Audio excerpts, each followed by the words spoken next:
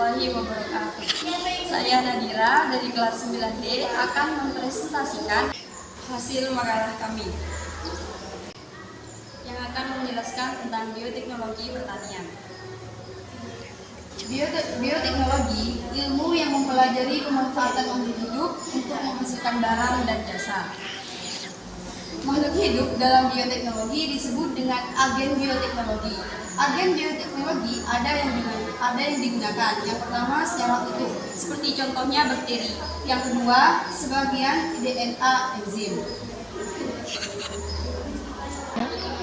Selanjutnya saya akan menjelaskan tentang pembagian bioteknologi.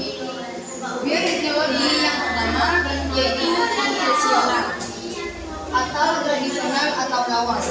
Yang pertama, alat yang digunakan sederhana tanpa peralatan canggih. Yang kedua, menggunakan metode sederhana tanpa sterilisasi. Yang nomor tiga, barang yang diproduksi sedikit. Yang terakhir, biasanya menggunakan teknik fermentasi, yaitu prosesnya menggunakan ragi atau bakteri. Bioteknologi yang kedua yaitu bioteknologi modern. Yang pertama, alat yang digunakan sudah canggih. Yang nomor dua, berdasarkan penelitian. Yang ketiga, menggunakan sterilisasi modern. Yang nomor empat, produksi massal. Yang terakhir, menggunakan enzim dan DNA.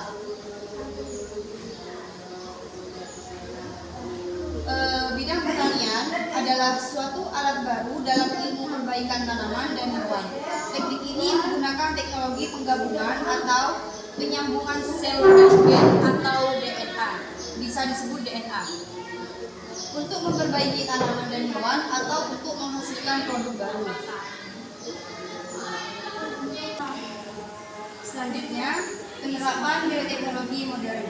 Produk populer yang dihasilkan oleh proses bioteknologi yaitu kultur jaringan, hidroponik dan aeroponik, dan transgenik, dan yang terakhir pupuk hayati. Kultur jaringan adalah metode memperbanyak tumbuhan dengan memanfaatkan sifat totipotensi jaringan Henston. Kultur jaringan dilakukan di dalam medium pertumbuhan steril.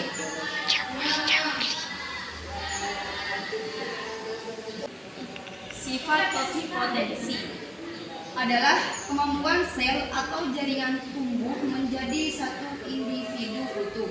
Seperti contohnya tanaman anggrek, kelapa sawit, dan lain semacamnya. Tanaman transgenik adalah teknik memodifikasi DNA agar lebih unggul dan tahan lama. Seperti contohnya tanaman jagung, padi, dan gandum. Selanjutnya, dampak penerapan dan pengembangan bioteknologi. Dampak negatif penerapan bioteknologi yaitu berkurangnya keanekaragaman hayati. Dan dampak positif bagi penerapan bioteknologi, yang pertama meningkatkan produksi sumber makanan, yang nomor dua meningkatkan kekebalan terhadap hama, yang nomor tiga mengolah produk makanan, yang nomor empat menyediakan sumber energi alternatif yang ramah lingkungan, dan yang terakhir membantu mengatasi pencemaran. Selanjutnya saya akan menjelaskan pengembangan bioteknologi, yaitu bioteknologi telah berkembang di Indonesia sejak lama, namun cenderung lambat dikarenakan oleh beberapa faktor. Faktor pertama yaitu minimnya dana penelitian dalam bidang bioteknologi. Penelitian bioteknologi dibutuhkan untuk meningkatkan kualitas dan kuantitas produk serta pengetahuan tentang bioteknologi. Faktor lain yaitu rendahnya sumber daya manusia, fasilitas, dan kebijakan pemerintah yang terkesan memperpanjang proses pemasaran produk rekayasa genetika. Bioteknologi dalam dunia